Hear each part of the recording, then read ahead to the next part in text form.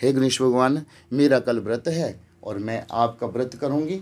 मैं जब तक रात को चंद्रमा जो है वो उदय नहीं होगा तब तक मैं अन्न जल का त्याग करती हूँ। व्रत जब किया जाता है तो व्रत खाली ये नहीं कि अन्न जल का त्याग कर देना ही व्रत है, बहुत सी चीज़ों का व्रत है। ये श्रृंगार करना मानते हैं, ठीक है, श्रृंगार करना चाहिए। जब तक हम खुद सजे के संवरेंगे नहीं तो भगवान का श्रृंगार कैसे करेंगे। श्रृंगार रस है ये, श्रृंगार रस पहले स्वयं में उतरेगा तो फिर हम भगवान में वो श्रृंगार रस उतारेंगे। ये अच्छी बात है, लेकिन सिर्फ श्रृंगार ही करना और भगवान की आराधना ना करना ये कहीं की पूजा नहीं है। नमस्कार, जितने भी हमारे चैनल के दर्शक हैं सभी को जय श्री राम।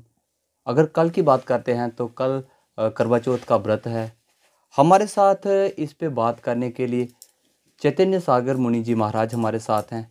उनसे बात करेंगे इस व्रत की विधि क्या है, किस तरह से ये व्रत रखना आरंभ हुआ, इसके बारे में जानेंगे।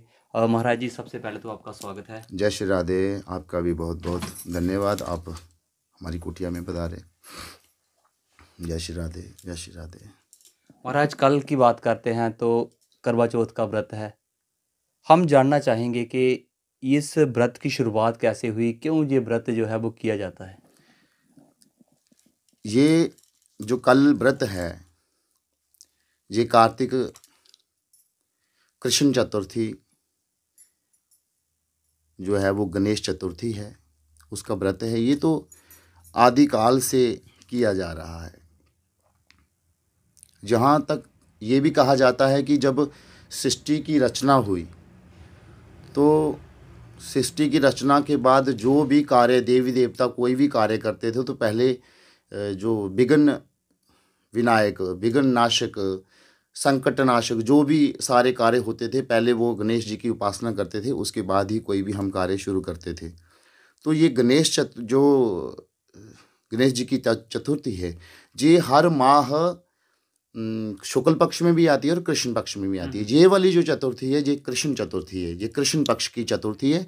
इसको कत्तक चतुर्थी बोला जाता है, कार्तिक महीने की चतुर्थी है। तो इस दिन जो है वो माता बहनें अपने सुहाग के लिए जो है वो व्रत करती हैं, इसलिए इसको करवा चौथ भी कहा जाता है। करवा चौथ की कुछ अलग सा विषय है कि करवा चौथ एक कोई साध्वी थी, तो उनके पति जी की अकाल मृत्यु हो गई तो उन्होंने ये व्रत किया, तो उस व्रत से उनके जो पति थे वो जीवित हो गए। तो ये वो वाली कथा है। तो इसलिए ये व्रत जो है वो करवा चौथ का व्रत जो है आज स्त्रियाँ इस व्रत को करती हैं। तो महाराज, इसकी क्या विधि क्या है? अगर इस व्रत की बात करते हैं, इसकी सही मायनों में क्या इसकी विधि है? क्योंकि इस समय तो हम देखते हैं किस चीज़ के ऊपर फोकस होना चाहिए इस व्रत में, ज़्यादा पूजा पाठ के ऊपर या फिर? ये विधियां तो निकल ही गई। ये व्रत जो भी रखा जाता है अविधि पूर्वक रखा जाता है, इसमें कोई एक भी विधि नहीं होती।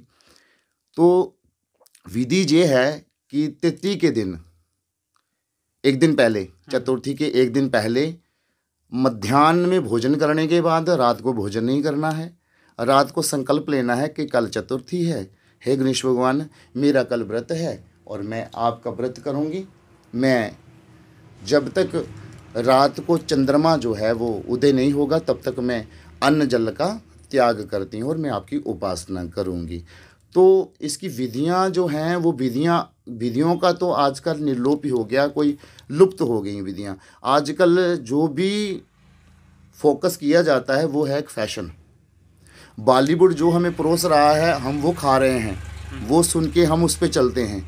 लेकिन इसकी विधि ये है कि सुबह नहा धो के स्नान करके सारे कार्य ख़त्म करके उसके बाद गणेश जी की एक मूर्ति बनानी चाहिए मिट्टी की, जहाँ बाज़ार से मिल जाती है बनी बनाई भी।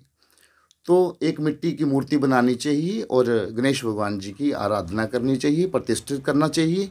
और सुबह गणेश जी की पूजा करने के बाद संकल्प लेके कि मैं आज करवा चौथ का व्रत है, आज चतुर्थी है, हे गणेश भगवान, मैं आपके नाम का व्रत करने जा रही हूँ, मेरा ये नाम है, मेरा ये गोत्र है, मैं अपने पति की लंबी उम्र के लिए ये व्रत कर रही हूँ, कृपा करके मुझ पर कृपा करना, शरणागति देना। और रात को संकल्प ये करना कि मैं रात जब तक चंद्र उदय नहीं होगा तब तक मैं अन्न जल का त्याग करती हूँ। और रात को जब चंद्रमा उदय हो तो उस चंद्रमा उदय होने पर चंद्रमा को अर्घ्य दिया जाता है। पहले गणेश भगवान की पूजा की जाती है, भोग अर्पित किया जाता है, 10-20 लड्डू बनाए जाते हैं और 10 लड्डुओं का भोग भगवान को अर्पित किया जाता है और 10 लड्डू में से 5 लड्डू किसी ब्राह्मण को भोजन अर्पित किया जाता है प्रसाद के तौर पे। और वो जो 5 लड्डू बचते हैं वो स्वयं जब सूर्य अर्घ दे दो आप, चंद्रमा को अर्घ देने के बाद पूजा पाठ करने के बाद आपने कथा करनी, कथा करने के बाद आपने वो 5 लड्डू जो है वो स्वयं उसका प्रसाद खाना है। जहाँ बांट लो, थोड़ा सा बचे वो खुद खा लो। ये विधि है, लेकिन आज ये विधि जो है वो लुप्त हो गई है।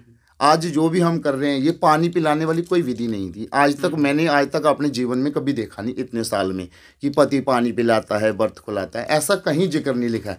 ये जो भी है सब बॉलीवुड का परोसा हुआ है, वो हम खा रहे हैं। पश्चिमी सभ्यता हमने अपना ली हुई है, हम पश्चिम की ओर जा रहे हैं। समझ लेना कि पश्चिम मतलब अस्त की ओर जा रहे हैं हम।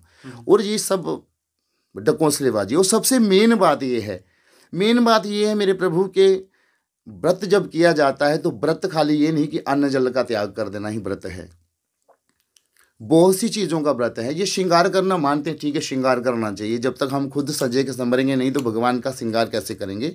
श्रृंगार रस है जी, श्रृंगार रस पहले स्वयं में उतरेगा तो फिर हम भगवान में वो श्रृंगार रस उतारेंगे जी, अच्छी बात है। लेकिन सिर्फ श्रृंगार ही करना और भगवान की आराधना ना करना, ये कहीं की पूजा नहीं है, यहीं कहीं का विधान नहीं है, ना कहीं लिखा गया है। और मेन चीज़ इसमें एक है जो विशेष बात है, वो एक है मेरे प्रभु कि ब्रह्मचर्य का पालन करना। कोई बात, कोई नेगेटिव थॉट, कोई ऐसी भावना मन के अंदर ना लाना, ये व्रत है। व्रत सुनने का व्रत है, आँखों का व्रत है, नाक का व्रत है, मुख का व्रत है, जीवा का व्रत है, इंद्रियों का व्रत है। सारे व्रत जो हैं जब एक साथ इकट्ठे हो जाएं फिर हमारी उपासना बनती है, फिर समझ लें कि हम उपासक हो गए। तो जब तक ये नहीं करेंगे तब तक व्रत सफल नहीं होगा। ये जो जितने भी व्रत कर रहे हैं ये लंबी उम्र के लिए नहीं कर रहे, ये समझ लो कि ये मृत्यु की ओर जा रहे हैं। मेरे ख्याल से जो मैं देखता हूँ समाज में जो हो रहा है, तो होड़ लगी हुई है, सूट नया डालना है जी, ये सूट जरूरी है जी। हम गरीब लोग इस चीज़ को देखकर बड़े वो बेचारे रोते भी हैं कि हम कहाँ से लाएं। तो मेरे ख्याल में हम ये बहुत बड़ा पाप कर रहे हैं कि कोई गरीब घर पास है तो उसके पास कुछ खाने पीने की वस्तु भी नहीं है और ना ही उसके पास कपड़े लेने के लिए पैसे हैं, वस्त्र लेने के लिए कोई पैसे नहीं हैं। मेरे ख्याल में अगर आप उनके भोजन की व्यवस्था भी कर दो तो आपका व्रत सफल हो गया। इससे बड़ी कोई बात नहीं है। अगर हम परोपकार कर देते हैं, किसी गरीब को अन्न जल दे देते हैं, कोई खाने की वस्तुएं दे देते हैं, कोई वस्त्र दे देते हैं, तो इससे बड़ा कोई व्रत नहीं है। बाकी ये जो भी है सब ढोंग है, आडंबर है, बॉलीवुड का परोसा हुआ हम खा रहे हैं बस। तो किन चीज़ों से मतलब बचा जाए? अगर व्रत किसी ने रखा हुआ है तो विशेष रूप से किस चीज़ का ध्यान रखना जरूरी है? उपासना, निंदा ना करनी, चुगली ना करनी। और व्रत करने के बाद कहीं जाना नहीं। ये व्रत करने के बाद बाजार में जाना, मेकअप करवाना, ये सब तो मतलब व्रत में आता ही नहीं है। इसमें व्रत खंडित हो जाता है।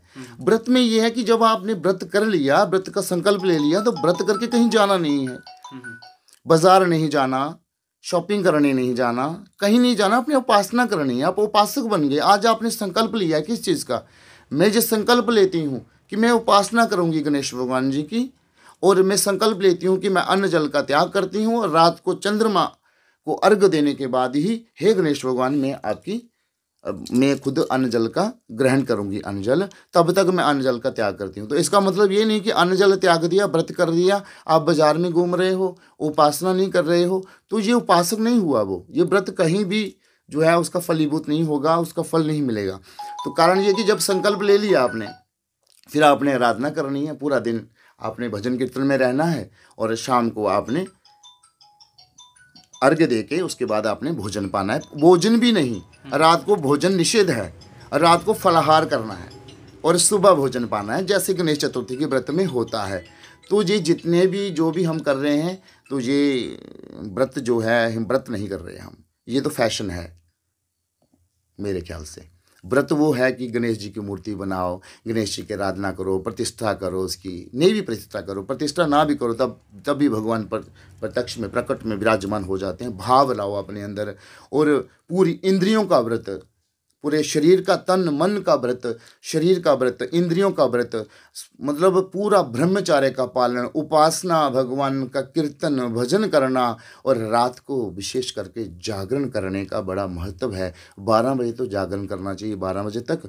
उसके बाद सुबह फिर आपने किसी ब्राह्मण को भोजन करवा के, उसके किसी ब्राह्मण को या फिर किसी गरीब को, भूखे को भोजन करवा के, गाय को भोजन करवा के, उसके बाद आपने स्वयं प्रसाद पाना है।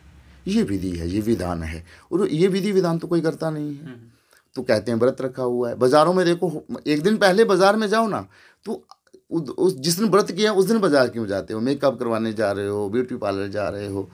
तो ये मेरे ख्याल में हमारे जो धर्म है, सनातन धर्म है, इसका क्षय हो रहा है। सनातन धर्म की हानि हो रही है, सबसे बड़ी हानि। क्योंकि कुछ लोग तो हैं ना जिन्होंने ये परोसा, कुछ लोग तो हैं ना जिन्होंने हमारे धर्म को कुछ अलग दिशा में ले गए। कोई लोग तो होंगे ना, तो मेरे ख्याल में कोई था जिन्होंने बड़ी सोची समझी साजिश करके हमें गलत दिशा में धकेल दिया, और मेरा धर्म बना। मैंने आपको कहा कि क्यों ना इस बात पे कोई चर्चा की जाए। तो आज व्रत वैसा कोई कुछ नहीं करता। कोई भी, जितने लोगों ने व्रत किया है, कोई एक भी बता दो जिसने गणेश जी की मूर्ति घर में रखी होगी? मेरे ख्याल में नहीं। सिर्फ फैशन, वस्त्र खरीदने, चूड़ियाँ लेनी, बस यही है। धन्यवाद। तो जैसे हमारे साथ महाराज जी, क्या विधि है व्रत की, क्यों व्रत किया जाता है, पूरी आपने जानी। कैसी लगी हमारी आज की इनसे वार्तालाप? कमेंट के माध्यम से आप अपनी राय जरूर दें, और अपडेट के लिए आप हमारे चैनल के साथ जुड़ रहें। जय हिंद, जय भारत।